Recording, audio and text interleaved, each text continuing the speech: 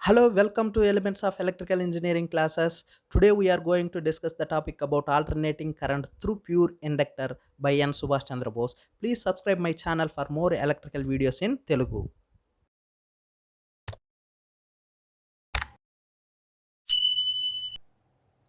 Whenever the alternating voltage applied to the circuit as shown in figure, as a result, an alternating current I flows through the inductor which induces an EMF in it due to alternating flux links the inductor or coil. ఏమీ లేదు, pure ఇండక్టర్ని లేదా pure కాయిల్ని copper wire ద్వారా AC voltage సోర్స్కి connect చేసినప్పుడు ఆ coil లేదా inductor గుండా alternating current flow అవుతుంది. ఎప్పుడైతే కాయిల్ గుండా ఆల్టర్నేటింగ్ కరెంట్ ఫ్లో అవుతుందో ఆ కాయిల్ చుట్టూ మ్యాగ్నెటిక్ ఫీల్డ్ అంటే ఆల్టర్నేటింగ్ ఫ్లక్స్ అనేది ఎస్టాబ్లిష్ అవుతుంది. ఆ ఆల్టర్నేటింగ్ ఫ్లక్స్ కాయిల్ని కట్ అయినప్పుడు Faraday's law of electromagnetic induction ప్రకారము ఆ ఇండక్టర్లో ఈఎంఎఫ్ అనేది ఇండ్యూస్ అవుతుంది. ఇండ్యూస్ అయిన ఈఎంఎఫ్ వచ్చి అప్లైడ్ వోల్టేజ్కి ఈక్వల్గాను మరియు లెన్స్ల ప్రకారము ఆపోజిట్గాను ఉంటుంది. That means the EMF which is induced in the circuit is equal and opposite to the applied voltage due to lens law. Let the alternating voltage applied to the circuit is V equal to Vm sin omega t. Consider this equation as 1. As a result, an alternating current I flows through the inductance which induces an EMF in it, that is E equal to minus L di by dt. The EMF which is induced in the circuit is equal and opposite to the applied voltage. Hence, the equation becomes V equal to minus E. Putting the value of E in equation 2, we will get the equation as V equal to minus of minus L di by dt. అంటే equation 2లో ఈ ప్లేస్లో ఈ వాల్యూని substitute చేయాలి. ఇక్కడ V ప్లేస్లో equation 1లోని విఎం సైన్ ఒమేగా టీని సబ్స్టిట్యూట్ చేసుకుంటే VM sine omega T equal to L into DI by DT వస్తుంది. ఇక్కడ మైనస్ ఇంటూ మైనస్ ప్లస్ అయిపోయి ఎల్డిఐ బై డిటీగా రాసుకుంటాం. కానీ మనకి సర్క్యూట్లో ఫ్లో అయ్యే కరెంట్ని క్యాలిక్యులేట్ చేయాలి కాబట్టి డిఐని మాత్రం ఈ పక్క ఉంచి మిగతా వాటినన్నింటిని ఈక్వల్ట్కి ఆ పక్క పంపిస్తే, అంటే ఇక్కడ ఎల్ అనేది మల్టిప్లై చేస్తుంది కాబట్టి ఈక్వల్ట్ కాపకపోతే డివైడ్ చేస్తుంది, డిటి అనేది డివైడ్ చేస్తూ ఉంది కాబట్టి ఈక్వల్ట్ కాపకపోతే మల్టిప్లై చేస్తుంది. సో ఈ ఈక్వేషన్ మనం ఎలా రాసుకోవచ్చురా అంటే di equal to VM by L into sine omega tea into డిటీగా రాసుకోవచ్చు. దీనిని ఈక్వేషన్ 3గా కన్సిడర్ చేసుకుందాం. మరి ఇక్కడున్న ఈక్వేషన్ 3 కరెంట్ వాల్యూనా అంటే అది కరెంట్ వాల్యూ కాదు, అది డిఐ వాల్యూ. మరి మనం కరెంట్ని ఫైండ్ అవుట్ చేయాలి కాబట్టి ఈ ఈక్వేషన్ 3ని ఇరువైపులా ఇంటిగ్రేటింగ్ చేస్తే డిఫరెన్షియేషన్ ఇంటిగ్రేషన్ క్యాన్సిల్ అయిపోయి మనకి కరెంట్ వాల్యూ వస్తుంది. So integrating both sides of the equation 3, we will get integral di equal to integral vm by l into sin omega t dt. Integral into differentiation అంటే ఆ రెండు cancel అయిపోయి I వస్తుంది. So I equal to VM by omega L into minus cos omega టీగా రాసుకోవచ్చు. ఇది ఎలా వచ్చిందో కంగారు పడాల్సిన అవసరం లేదు, ఇక్కడ బాగా అబ్జర్వ్ చేయండి. ఇంటిగ్రల్ సైన్ టీ డిటీకి formula minus cos t. So integral sine t dt equal to minus cos టీగా రాసుకోవచ్చు. అదే ఇంటిగ్రల్ సైన్ ఒమేగా టీ డిటీని minus cos omega tea into 1/ఒమేగాగా రాసుకోవచ్చు. పైదానికి కింద దానికి తేడా చూడండి, అక్కడ టీ డిటీ ఉంది, ఇక్కడ ఒమేగా టీ ఇంటూ డిటీ ఉంది కాబట్టి అక్కడ ఆ ఒమేగా అనేది ఎక్స్ట్రాగా ఉంది కాబట్టి దాన్ని మనము ఈ పక్క రాసుకునేటప్పుడు ఏం చేయాలంటే డివైడెడ్ బైలో రాసుకోవాలి. అంటే minus cos omega tea into ఆ ఎక్స్ట్రా ఒమేగా బదులు 1/ఒమేగాగా రాసుకోవాలి.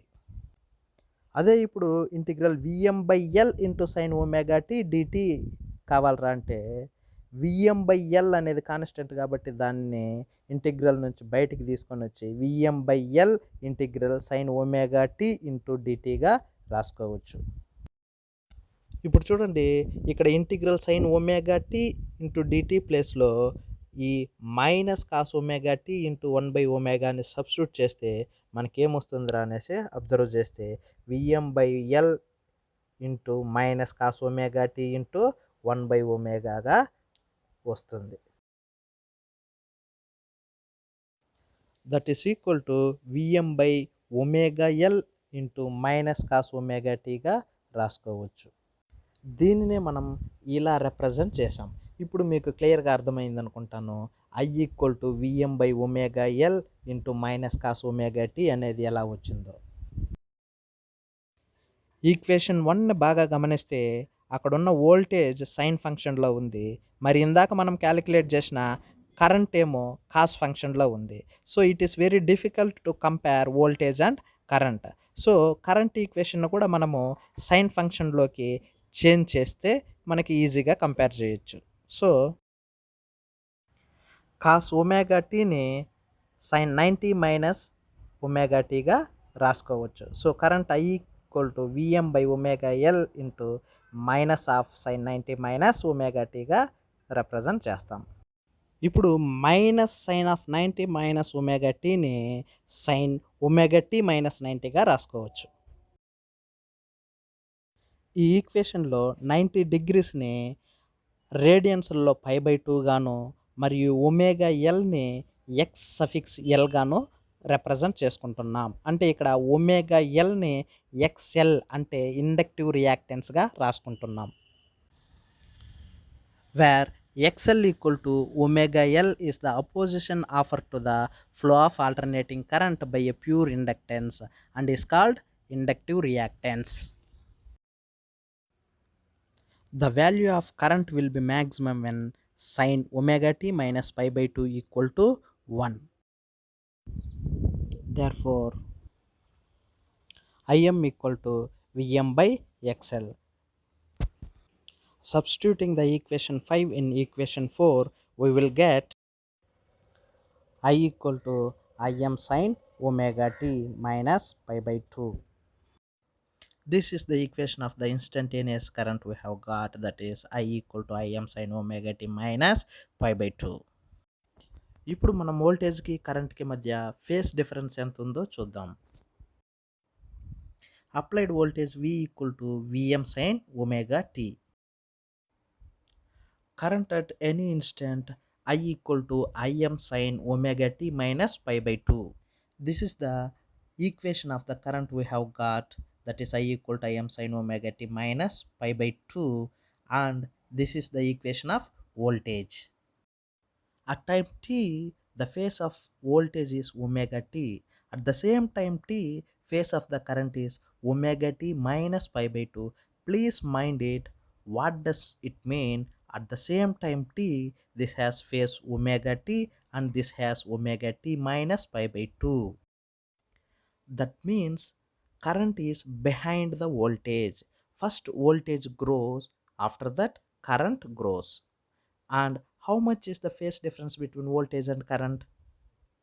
π/2 is the phase difference. This is only omega t. This is omega t minus π/2. So it is always behind the voltage by π/2, that is 90 degrees. So phase difference or phase angle is 90 degrees. That is current lags voltage by phase π/2 or 90 degrees.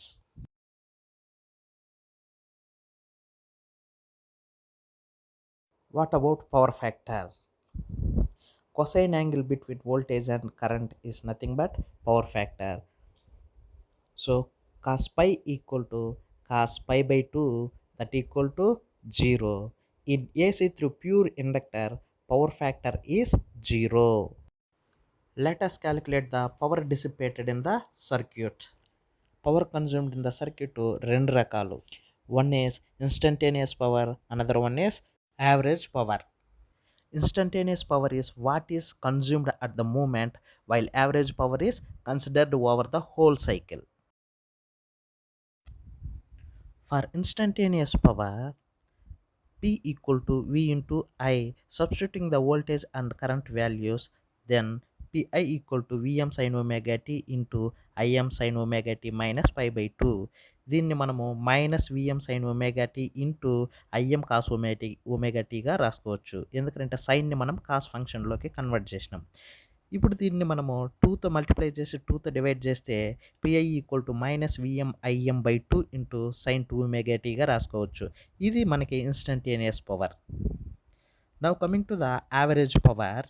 Integrating the instantaneous power for whole cycle, that is 0 to 2 pi, and divided by the total time interval 2 pi, దీనిని integrate చేస్తే మనకి మొత్తం 0 వస్తుంది. ఎందుకంటే sine 0 value and sine 2 pi value 0 కాబట్టి ఈ మొత్తం integrate చేసినా మనకి వచ్చే యావరేజ్ పవర్ ఎంత అంటే 0. That means an ideal inductor does not consume any power.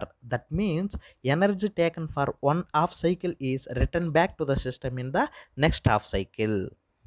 ఇప్పుడు వోల్టేజ్కి కరెంట్కి పవర్కి వేవ్ ఫామ్ డ్రా చేద్దాం. To plot voltage and current consider A XY plane with omega t on x-axis. Draw table to note down the voltage and current values. Mark the omega t values on the x-axis and that of voltage and current on y-axis. Tabulate the different values of voltage and current at different intervals of omega t and draw the corresponding points, that is 0, pi by 2, pi, 3 pi by 2 and 2 pi. Observe carefully, voltage at 0 interval is 0 but current at pi by 2 interval is 0. అంటే voltage 0 interval దగ్గర start అయితే current pi by 2 interval దగ్గర start అయింది. అంటే వోల్టేజ్కి కరెంట్కి మధ్య phase difference pi by 2. ఇప్పుడు పవర్కి wave form draw చేద్దాం. Power plot is a multiplication of voltage and current plot. So multiply both the waves, we get power wave. Here green color indicates the voltage waveform and red color indicates the current waveform.